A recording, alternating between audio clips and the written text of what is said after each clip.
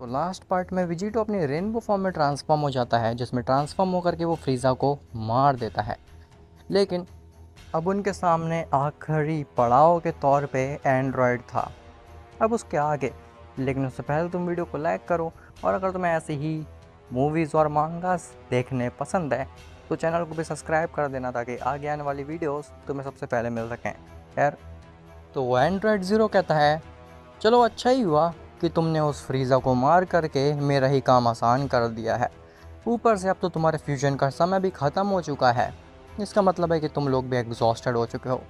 अब तुम लोगों को मारना मेरे लिए और भी ज़्यादा आसान हो गया है।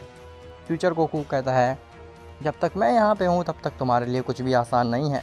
मैं चाहूँ तो तुम्हें 1 सेकंड में बंदी बना सकता हूँ। एंड्रॉयड ज़ीरो कहता है, तुम तो ऐसे बोल रहे हो जैसे कि मुझे बंदी बना पाना बच्चों का खेल है। फ्यूचर गोकू कहता है, हाँ, बाकियों के लिए ना हो बच्चों का खेल, लेकिन मेरे लिए तो है। तभी वहाँ पे जेनो के फादर और ग्रैंड प्रीस्ट आ जाते हैं। जेनो का फादर कहता है, तुम लोग अभी तक इस एंड्रॉयड को नहीं मार पाए। मुझे लगा तब तक तो तुमने इस एंड्रॉयड को मार दिया होगा। एंड्रॉयड ज़ीरो कहता है, लॉर्ड, आप यहाँ पे? सभी लोग ये चीज़ सुन करके हैरान हो जाते हैं कि आखिर एंड्रॉयड ज़ीरो ने जेनो के फादर को लॉर्ड क्यों कहा। जेनो कहता है, फादर, आखिर ये एंड्रॉयड आपको लॉर्ड क्यों बुला रहा है?" तो जेनो के फादर कहते हैं, ये बहुत ही लंबी कहानी है जेनो, वो मैं तुम्हें बाद में एक्सप्लेन करूँगा। फ़िलहाल इस एंड्रॉयड को मार डालो। एंड्रॉयड ज़ीरो कहता है, ये आप क्या कह रहे हैं?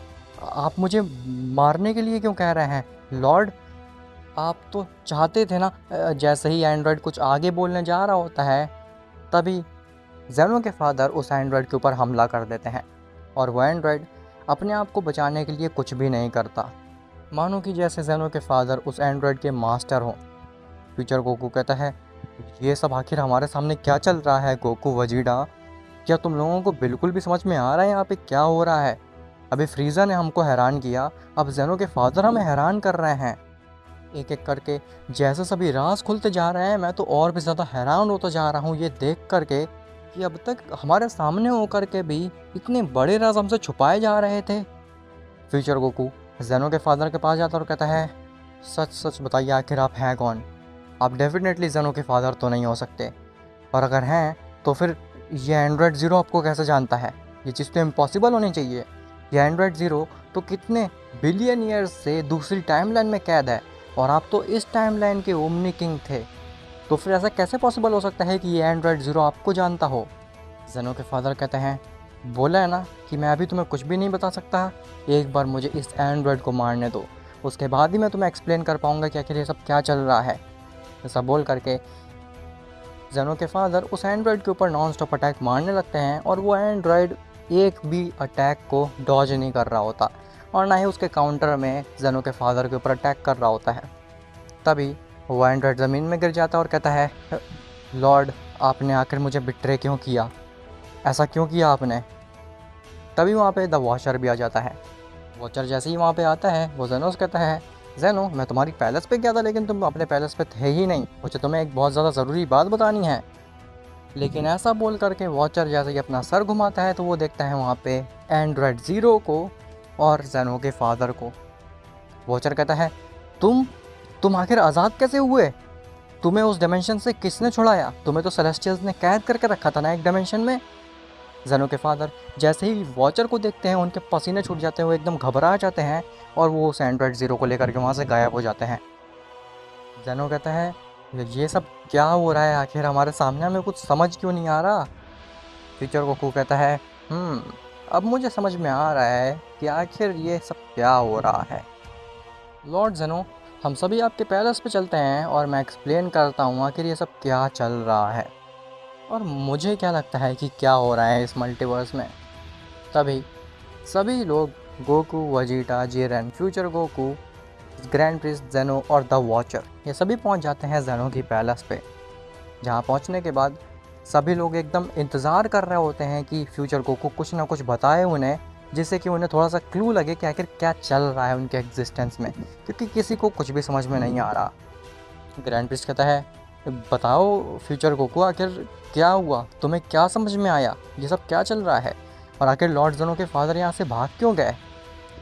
तो फ्यूचर गोकू कहता है, हाँ, वो सब मैं एक्सप्लेन करूँगा, लेकिन उससे पहले मैं ये जानना चाहता हूँ, द वॉचर, आखिर ज़ेनो के फादर को डिमेंशन में क्यों कैद किया गया था? मैंने जितने भी टाइमलाइन्स में देखा है, वहाँ पे अगर ओमनीपोटेंट कोई भी गलती करता है तो सेलेस्टियल्स उन्हें on the spot he erase कर देते हैं। लेकिन ज़ेनो के फादर ऐसे पहले ओमनीपोटेंट मैंने देखे हैं जिसको इरेज करने की बजाय या फिर मारने की बजाय कैद किया गया। आखिर इसके पीछे क्या रीज़न है? तो वॉचर कहता है, वैसे ये चीज़ तो अलाउड नहीं है मुझे बतानी, लेकिन अब क्योंकि मैं मेगावर्स और मेटावर्स दोनों का ही रूलर बन चुका हूँ, प्लस हमारा एग्जिस्टेंस भी उस एंड्रॉयड ज़ीरो की वजह से बहुत बड़े ख़तरे में है, इसीलिए मैं तुम्हें बता देता हूँ। तो ज़ेनो के फादर को डायमेंशन में इसलिए कैद किया गया था क्योंकि उनका एम था पूरे ओमनीवर्स को डिस्ट्रॉय करना। ज़ेनो कहता है कि क्या? मेरे फादर ऐसा सोच ही नहीं सकते हैं कभी भी। आप झूठ बोल रहे हैं। मेरे फादर आखिर ऐसा क्यों करेंगे? इवन वो तो एंड्रॉयड को मारने के लिए भी इतना बेहतरीन प्लान दिए थे हम सबको। तो फ्यूचर गोकू कहता है, लॉर्ड ज़ेनो, क्या आपने एक चीज़ गौर नहीं करी? जब तक आपके फादर नहीं आए थे तब तक वो एंड्रॉयड काफ़ी शांति से अपनी चाल चल रहा था और हमको भनक भी नहीं लग रही थी कि आखिर हो क्या रहा है, कौन एंड्रॉयड है और आखिर उसकी अगली चाल क्या होने वाली है, ये भी हमें नहीं पता था। लेकिन जैसे ही लॉर्ड ज़ेनो के फादर यहाँ पे आए थे, तब से उनके प्लान इतने परफेक्टली वर्क कर रहे थे कि वो जो एंड्रॉयड ज़ीरो है वो लॉर्ड ज़ेनो के फादर के प्लान में फंसता ही जा रहा था। आखिर ये चीज़ कैसे पॉसिबल हो सकती है? लॉर्ड ज़ेनो के फादर के आने के बाद ही ऐसा क्यों हुआ? ऐसा तो तभी हो सकता है ना जब कोई उस एंड्रॉयड को एक बहुत ही बेहतरीन तरीके से जानता हो और बहुत ही अच्छे से ऑब्ज़र्व कर रखा हो। ग्रैंड प्रिस्ट कहता है, क्या फ्यूचर गोकू तुम ये कहना चाहते हो कि लॉर्ड ज़ेनो के फादर ने उस एंड्रॉयड को क्रिएट किया है? फ्यूचर गोकू कहता है, वेल वो चीज़ तो पॉसिबल हो ही नहीं सकती है, क्योंकि उस एंड्रॉयड को जिसने क्रिएट किया है वो किसी दूसरे टाइमलाइन का बीइंग है। लेकिन ऐसा ज़रूर हो सकता है कि लॉर्ड ज़ेनो का फादर का कोई ना कोई रिलेशन है उस एंड्रॉयड से और उनको डेफिनेटली कुछ ना कुछ पता है उस एंड्रॉयड के बारे में, जो कि वो हमें नहीं बताना चाहते। और लॉर्ड ज़ेनो, मुझे लगता है कि आपको ये बात सुन कर के बुरी लगेगी, लेकिन आपके फादर इस ओमनीवर्स को बचाने के लिए डायमेंशन से बाहर नहीं आए हैं, बल्कि पूरे ओमनीवर्स को डिस्ट्रॉय करने के लिए ही बाहर आए हैं। ज़ेनो कहता है, ऐसा तुम कैसे कह सकते हो? तुम पागल हो गए हो क्या? मेरे फादर ऐसा कर ही नहीं सकते हैं।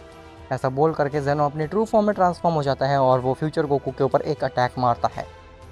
फ्यूचर गोकू उस अटैक को काफ़ी आसानी से डिफ्लेक्ट कर देता है और उसको केवल एक माइनर सा स्क्रैच आता है। गोकू कहता है, अरे हाँ, मुझे भी एक चीज़ याद आई। फ्यूचर गोकू, आखिर तुम हो कौन? तुम्हें उस एंड्रॉयड ने बीच से काट दिया था, जिसके बाद तुम वापस से रीजनरेट कर पाए अपने आप को। ये चीज़ तो कोई मॉडल कर ही नहीं सकता है। वो एंड्रॉयड खुद कह रहा था कि मेरे फाइनल अटैक के बाद कोई भी बिंग जिंदा नहीं बच पाया है, तो फिर आखिर तुम कैसे बच गए? फ्यूचर गोकू, हमें इसका जवाब चाहिए। द वॉचर कहता है, क्या क्या ये सच कह रहे हैं? या फ्यूचर गोकू तुम उस एंड्रॉयड के एक अटैक के बाद मरने के बाद वापस से ज़िंदा हो गए थे? ऐसा कैसे पॉसिबल हो सकता है? मैंने जितने भी बीइंग्स को मरते देखा है उस एंड्रॉयड के हाथों, उनमें से कोई भी बीइंग वापस से रिवाइव नहीं हो पाया, चाहे कोई कितनी ही कोशिश क्यों ना कर ले। इवन उस एंड्रॉयड ने काफ़ी स्ट्रॉन्ग से डेइटीज़ को भी मार के रखा है और वो डेइटीज़ तक वापस से रिवाइव नहीं हो पाए। तो फिर आखिर तुम कैसे अपने आप को वापस से रिवाइव कर पाए फ्यूचर गोकू? ये चीज़ नामुमकिन सी लग रही है सुनने में। फ्यूचर गोकू बताता है, हाँ ये चीज़ नामुमकिन है आम से बीइंग के लिए। वैसे तो मैंने सोच रखा था कि मैं अपनी असलियत के बारे में नहीं बताऊंगा, लेकिन अब मुझे लगता है कि समय आ चुका है बताने का। तो मैं कोई आम सा मॉर्टल नहीं हूँ, मैं कोई गॉड भी नहीं हूँ, मैं कोई ओमनीपोटेंट भी नहीं हूँ, बल्कि मैं हाइपरवर्स का रूलर हूँ।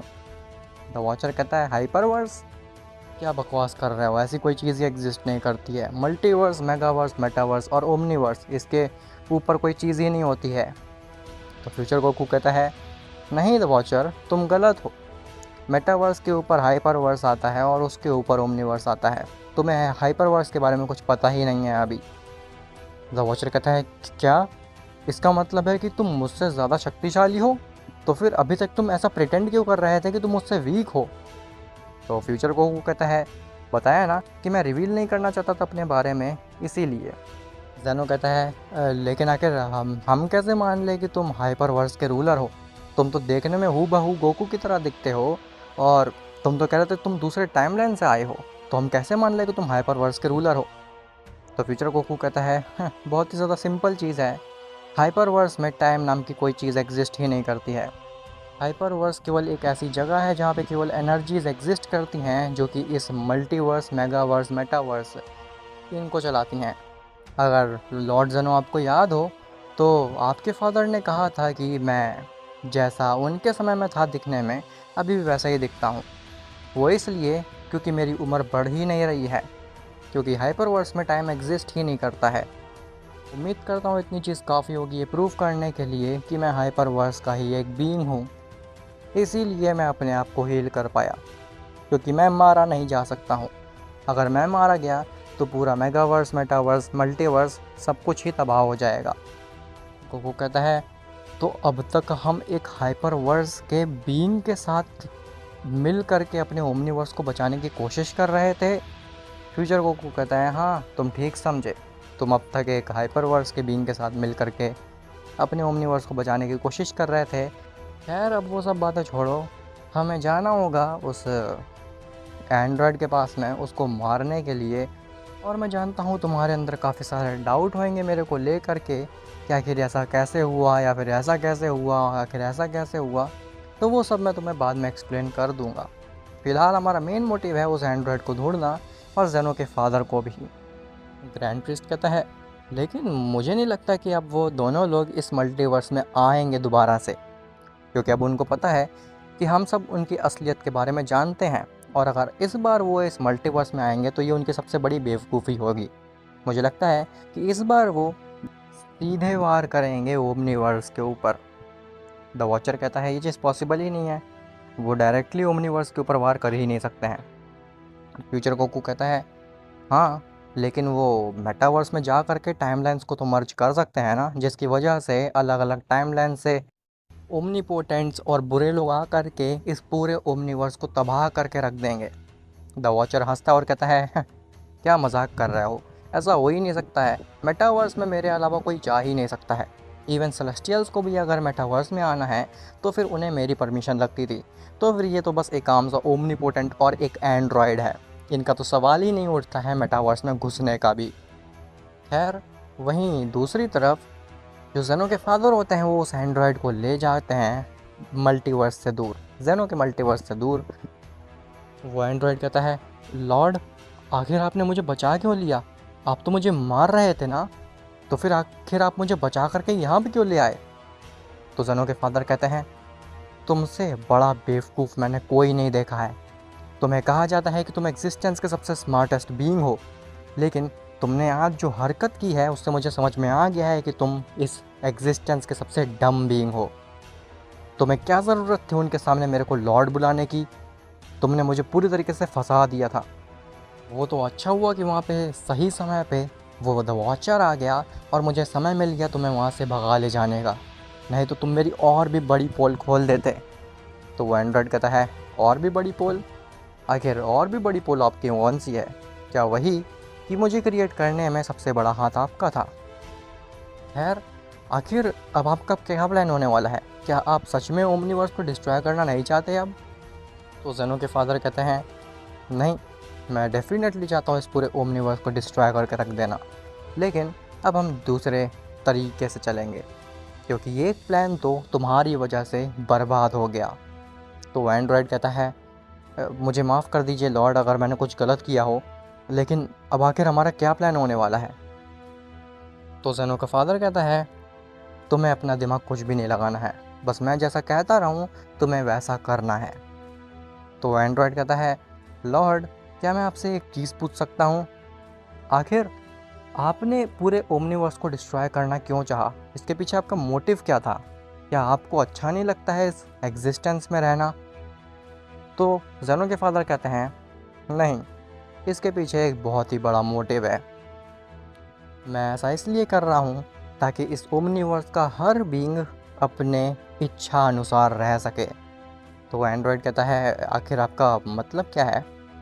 तो जेनो के फादर बताते हैं, जब मुझे सेलेस्टियल्स ने क्रिएट किया तो मेरे को एक मल्टीवर्स सौंपा था ख्याल रखने के लिए, उसको चलाने के लिए। मैंने काफ़ी अच्छे कनेक्शंस बनाए थे उस मल्टीवर्स में, मेरे अटेंडेंट से काफ़ी अच्छे कनेक्शंस थे, मैंने काफ़ी अच्छे गॉड्स क्रिएट करे थे जिससे मैं काफ़ी ज़्यादा अटैच्ड था। लेकिन तभी एक दिन सेलेस्टियल्स ने मेरे से मेरा मल्टीवर्स छीन लिया और मेरी आंखों के सामने मेरे सारे प्यारे लोगों को और पूरे मल्टीवर्स को डिस्ट्रॉय कर दिया। लेकिन मैं कुछ कर नहीं सकता था क्योंकि ऑब्वियसली मैं सेलेस्टियल्स से वीक था।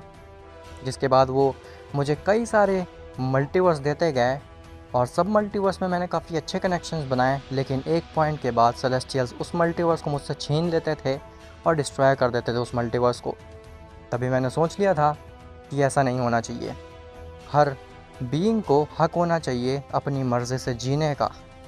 आखिर वो सेलेस्टियल्स होते कौन हैं ये डिसाइड करने वाले कि मेरे मल्टीवर्स के बीइंग कितना जिएंगे या फिर कब कब जिएंगे। जिसके बाद ही मैंने ये ठाना कि मैं पूरी एग्जिस्टेंस को ही ख़त्म कर दूंगा ताकि दोबारा से एक नई एग्जिस्टेंस का क्रिएशन हो जहाँ पे सारे बीइंग्स ही अपनी मर्ज़ी मुताबिक जी सकें और उनको कंट्रोल करने वाला कोई भी ना हो। तो एंड्रॉयड कहता है अगर आप बुरा ना माने तो मैं आपको बताना चाहता हूँ कि आपकी बात इमोशनल तो है लेकिन प्रैक्टिकल नहीं है। अगर हर बीइंग अपनी मर्ज़ी मुताबिक जीने लगेगा तो पूरे एग्जिस्टेंस में तहलका मच जाएगा। सभी लोग एक दूसरे से लड़ने लग जाएंगे, ये चीज़ प्रूव करने लगेंगे कि कौन सबसे ज़्यादा शक्तिशाली है, जिसकी वजह से पूरा एग्जिस्टेंस तबाह हो जाएगा। इसीलिए मुझे तो लगता है कि ये चीज़ ज़्यादा बेटर है कि बीइंग्स को कंट्रोल किया जाए बजाय कि उनको खुला छोड़ दिया जाए। तो वो ज़ेनो के फादर कहते हैं तुम्हें मैंने क्रिएट किया है तो मैं तुम्हें बताऊंगा कि तुम्हें क्या करना है, ना कि तुम मुझे ऑर्डर दोगे। समझ में आई मेरी बात? तो वो एंड्रॉयड कहता है लॉर्ड, पहली चीज़ आपने मुझे क्रिएट नहीं किया है, मुझे मेरे टाइमलाइन के सबसे स्मार्टेस्ट बीइंग ने क्रिएट किया है और आपका केवल हाथ था मुझे क्रिएट करने में, आपने मुझे क्रिएट नहीं किया है। और अगर मैं चाहूँ तो आपको मार सकता हूँ, लेकिन स्टिल मैं आपकी बातें सुन रहा हूँ इतनी देर से और आपकी बातें मानने की कोशिश भी कर रहा हूँ। तो ज़ेनो के फादर कहते हैं हाँ मुझे पता है कि मैंने तुम्हें पूरी तरीके से क्रिएट तो नहीं किया है, लेकिन तुम्हें मारने का प्लान मेरे पास एकदम रेडी है। तुम्हें जिसने क्रिएट किया है वो बीइंग मेरे ही पास आया था एट द एंड और उसने मुझे बताया था कि तुम्हें कैसे मारा जा सकता है। इसीलिए सभी सेलेस्टियल्स ने और वॉचर ने मुझे डायमेंशन में कैद करके रखा था, क्योंकि उन्हें पता था कि मैं ही इकलौता ऐसा बीइंग हूँ जो कि तुम्हें मार सकता है। इसीलिए अपनी बकवास बंद करो और जैसा मैं कहूँ वैसा तुम करो। तो एंड्रॉयड कहता है अच्छा, तो आपको पता है मेरे को कैसे मारा जा सकता है? इससे अच्छा मौका क्या होगा मेरे पास? अगर मैं तुम्हें मार दूंगा तो फिर मुझे मारने वाला इस एग्जिस्टेंस में कोई होगा ही नहीं। इसका मतलब है कि मैं अपनी मर्ज़ी से पूरी एग्जिस्टेंस को तबाह कर सकता हूँ और नए एग्जिस्टेंस का क्रिएशन भी कर सकता हूँ। ऐसा बोल करके वो एंड्रॉयड ज़ेनो के फादर के ऊपर अपनी की स्वॉर्ड से स्लैश मारता है, लेकिन ज़ेनो के फादर को एक स्क्रैच तक नहीं आता। एंड्रॉयड कहता है ये कैसे मुमकिन है? आखिर मेरी स्वॉर्ड से तुम बच कैसे गए हो? इवन तुम तो कटे भी नहीं बीच से। तो ज़ेनो के फादर कहते हैं ऑब्वियसली, तुम्हें क्या लगा था कि मैंने इस बारे में नहीं सोचा होगा? मुझे तो पता ही था पहले से कि तुम कभी ना कभी तो आउट ऑफ कंट्रोल जाओगे ही, क्योंकि तुम इतने स्ट्रॉन्ग जो हो। इसीलिए मैंने इसके बारे में पहले ही से सोच करके रखा था। मैं तुम्हारे अटैक से इम्यून हूँ। तुम कितने ही कोशिश क्यों ना कर लो मुझे मारने की या फिर मुझ पर अटैक करने की, मैं तुमसे नहीं मरूंगा। तो वो एंड्रॉयड कहता है ऐसा कैसे पॉसिबल हो सकता है? आखिर मेरे अटैक से कोई इम्यून कैसे हो सकता है? तो ज़ेनो के फादर कहते हैं ऐसे ही थोड़ा ना मुझे डायमेंशन में कैद करके रखा गया था, उसके पीछे डेफिनेटली कोई रीज़न था ना। क्या अब तुम्हें समझ में आ रहा है वो रीज़न? आप चुपचाप मेरी बात सुनो या फिर मैं तुम्हें अभी यहाँ पे मार देता हूँ। तो एंड्रॉयड को समझ में आ जाता है कि अभी यहाँ पे उसकी दाल नहीं गलने वाली, उसको कुछ और ही सोचना पड़ेगा ज़ेनो के फादर को ठिकाने लगाने के लिए। तो एंड्रॉयड वहाँ पे तो ज़ेनो के फादर के घुटनों में बैठ जाता और कहता है ठीक है लॉर्ड, जैसा आप कहें वैसा मैं करूँगा, बस मुझे मत मारिएगा। तो ज़ेनो के फादर कहते हैं शाबाश। खैर, अब आखिर ज़ेनो के फादर अब उस एंड्रॉयड को क्या काम देने वाले हैं, और आखिर क्या फ्यूचर गोकू सच में हाइपर वर्स का रूलर है या फिर वो अभी भी झूठ बोल रहा है, ये सब तुम्हें पता चलेगा नेक्स्ट पार्ट में। और हाँ गाइज़, अगर तुम्हें अपडेटेड रहना है कि मैं वीडियो कब अपलोड करने वाला हूँ, कब नहीं अपलोड करने वाला हूँ, या फिर कोई भी न्यूज़ या फिर अनाउंसमेंट मेरी, तो मेरे डिस्कॉर्ड सर्वर को ज्वाइन कर लो, जिसका लिंक मैंने डिस्क्रिप्शन में ऑलरेडी दे रखा है, ताकि तुम अप टू डेट रह सको। और वहाँ पे मेरे ही जैसे काफ़ी ज़्यादा एनिमे लवर्स हैं जिनसे तुम बात कर सकते हो, जो कि हमेशा ही एक्टिव रहते हैं। तो मिलते हैं तुमसे नेक्स्ट पार्ट में, तब तक के लिए बाय बाय।